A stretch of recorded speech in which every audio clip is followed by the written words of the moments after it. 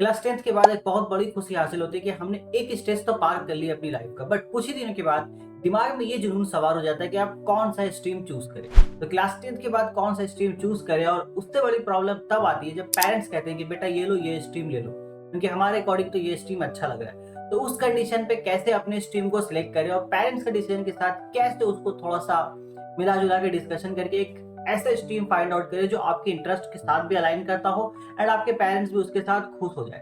इन्हीं सारे सवालों के जवाब को हम आज तलाश करेंगे अपने आज की इस वीडियो में, और उसको तलाश करने के लिए मैं सिंपल लेकर के आया हूँ 5 ऐसे स्टेप जिसको आप स्टेप बाय स्टेप फॉलो करोगे तो आपको ये पता चल जाएगा ये कौन सा स्ट्रीम आपके लिए बेस्ट हो सकता है एंड कौन सा स्ट्रीम में आप अपना फ्यूचर यहाँ पे फाइंड आउट कर सकते हैं। तो चलिए शुरू करते हैं।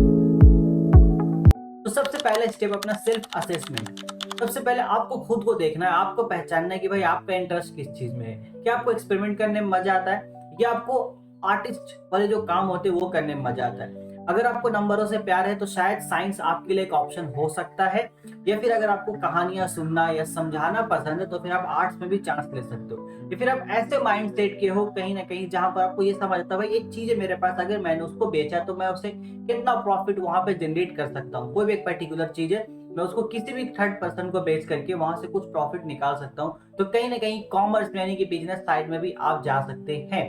तो आपको ओवरऑल थोड़ा सा अपने आप को एक्सप्लोर करना होगा। जो सब्जेक्ट्स आपने ऑलरेडी पढ़ रखे हैं उनको थोड़ा सा और टाइम देना होगा और सर्च करना होगा इसके बारे में, और उसके बाद जाकर के आप यहाँ पे अपने इंटरेस्ट को फाइंड आउट कर सकते हो। क्योंकि बेसिक फंडामेंटल्स रही है, जो सब्जेक्ट्स आपने पढ़ रखे हैं उनके बारे में देखिए एंड आपका बेसिक इंटरेस्ट रियल लाइफ में आप क्या यहाँ पे करना चाह रहे हो, क्या करने में आपको मजा आ रहा है, उन्हीं सारी चीजों को तलाश करो अपने स्ट्रीम फाइंड करने वाले ऑप्शन पे। तो यहाँ पे जाकर के आपको एक प्रॉपर आंसर मिलेगा।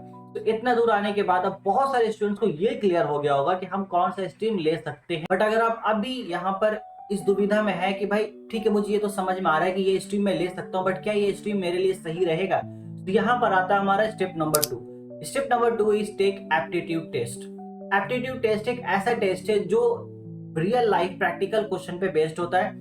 एक आपको क्वेश्चन सेट से मिला जुला रहेगा, आपको नहीं पता है कि वो क्वेश्चन किस स्ट्रीम से। ये सबसे मजेदार बात इस टेस्ट की, बस क्वेश्चन आपके सामने है, आपको अपने इंटरेस्ट के अकॉर्डिंग जो भी चीज वहां पे आपको करना पसंद है आपको बस वहां पे यस और नो पे आंसर कर देना होता है। जब आपने यस और नो पे आंसर कर दिया उसके अकॉर्डिंग फाइनल में एक लास्ट इवेलुएट एक आपका मार्क्स आएगा, जिसके अकॉर्डिंग आपको सजेशन दिया जाएगा कि भाई आपका जो माइंड सेट है, आपका जो इंटरेस्ट है, जिस बेसिस पे आपने आंसर अटेम्प्ट किए हैं, आपके लिए ये स्ट्रीम बेस्ट रहेगा, ये स्ट्रीम आप सिलेक्ट कर सकते हो। तो सभी स्टूडेंट्स के लिए रिकमेंडेड एक एप्टीट्यूड टेस्ट आप जाकर के दीजिए, जिससे आपको बहुत क्लैरिटी आएगी अपनी स्ट्रीम सिलेक्शन को लेकर के। इस एप्टीट्यूड टेस्ट को आप सिंपल गूगल पे सर्च कीजिएगा, आपको यहाँ पे एप्टीट्यूड टेस्ट के बारे में जानकारी मिल जाएगी। फ्री में भी अवेलेबल रहता है, कुछ जगह पे इसके लिए आपको थोड़ा पैसा पे करना होगा, बट हमें फ्री ऑप्शन की तरफ जाना है, पैसा यहाँ पे नहीं करना है। चलिए सर ठीक है, हमने एप्टीट्यूड टेस्ट भी दे दिया, अपने इंटरेस्ट के अकॉर्डिंग एक स्ट्रीम तो हमने फाइंड आउट कर दिया कि हाँ ये स्ट्रीम जो हमारा है इसको हम आप चूज कर सकते हैं, हमने डिसीजन बना लिया है। पर सबसे ट्रिकी पार्ट आता है अब जब कहते हैं पेरेंट्स हमारे कि बेटा ये स्ट्रीम ले लो। क्यों? क्योंकि ये स्ट्रीम जो है पड़ोस के लड़के ने लिया है तो उसका ये फ्यूचर बन गया है, और बहुत सारे लोगों को एग्जाम्पल्स दे करके वो आपको यहाँ पे समझाते हैं। तो इसी चीज को सॉल्व करने के लिए यहाँ पर आता है हमारा स्टेप नंबर 3। तो step number 3 is discussion with parents.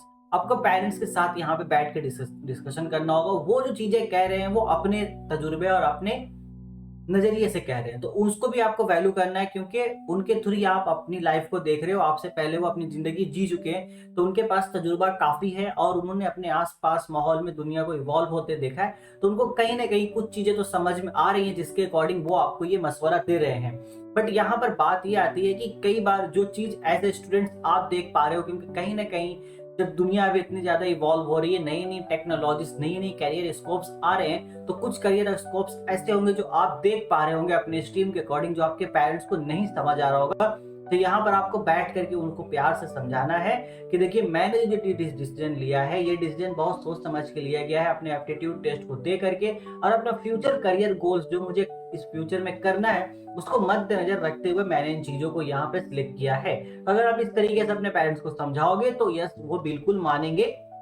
ठीक है, और इसमें एक चीज आपको और ऐड करनी होगी कि आपको ये बताना होगा कि फ्यूचर गोल्स में क्या क्या करियर ऑप्शंस आपके पास अवेलेबल है। मान लो जो आप सिलेक्ट कर रहे हो अगर वो नहीं भी हो पाया तो उसके अल्टरनेटिव्स में क्या हो सकते हैं, मतलब कितने ऑप्शंस आपके लिए अवेलेबल है। अब ये ऑप्शंस आप कैसे फाइंड आउट करोगे, तो इसी के लिए हमारे पास आता है अपना step number 4। Step number 4 is find your career goals.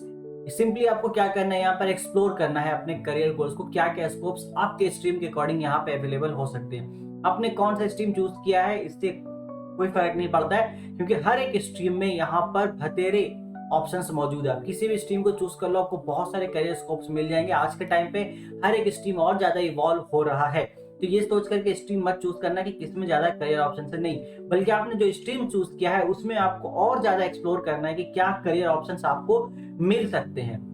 और उसके बाद वही चीज आपको अपने पेरेंट्स के साथ भी शेयर करनी है, तब जाकर के एक आप कुल मिला करके यहाँ पर ओवरऑल आपको समझ आ जाएगी कि हाँ ठीक है, मतलब ये जो हमने चूज किया ये हमारा एक फाइनल हो चुका है, ये स्ट्रीम हम चूज कर सकते हैं। बट अगर इतना करने के बाद भी कहीं ना कहीं कोई कंफ्यूजन रह जाता है कि सर ठीक है, हमने ये तो फाइंड आउट कर लिया, पेरेंट्स की बात हो गई, हमने एप्टीट्यूड टेस्ट भी कर लिया, रिसर्च भी कर लिया, बट ठीक है मुझे अभी थोड़ा सा कंफ्यूजन है कि क्या वाकई में मैं ये स्ट्रीम लूँ, तो क्या मैं इस स्ट्रीम को लेकर के मतलब मैं पढ़ पाऊंगा। कई बार जोश जोश में स्टूडेंट साइंस ले लेते हैं, बट फिर क्या है कि या फिर बहुत से स्टूडेंट कॉमर्स ले लेते हैं, उनको लगता है कॉमर्स थोड़ा इजी होगा, लेकिन बाद में क्या पता चलता है कि वो इस चीज को टॉलरेट नहीं कर पा रहे, वो सिलेबस को, उस इन्वायरमेंट को बेयर कर ही नहीं पा रहे हैं, उनके लिए भाई वो चीज अब बनी ही नहीं, उनको लगता है कि नहीं मैंने गलती कर दी है। तो इन सारी गलतियों से बचने के लिए ही हमारे पास आता है last step, which is our step number 5। Step number 5 is seek career guidance. यहाँ पर आपको क्या करना है, आपको डिसीजन मेकिंग टूल्स है फिर करियर गाइडेंस आपको यहाँ पर तलाश करनी है, और इसके लिए सबसे बेस्ट ऑप्शन होता है अपने टीचर से बात करो, अपने सीनियर से बात करो, एंड थर्ड ऑप्शन है काउंसलर से भी आप बात कर सकते हो।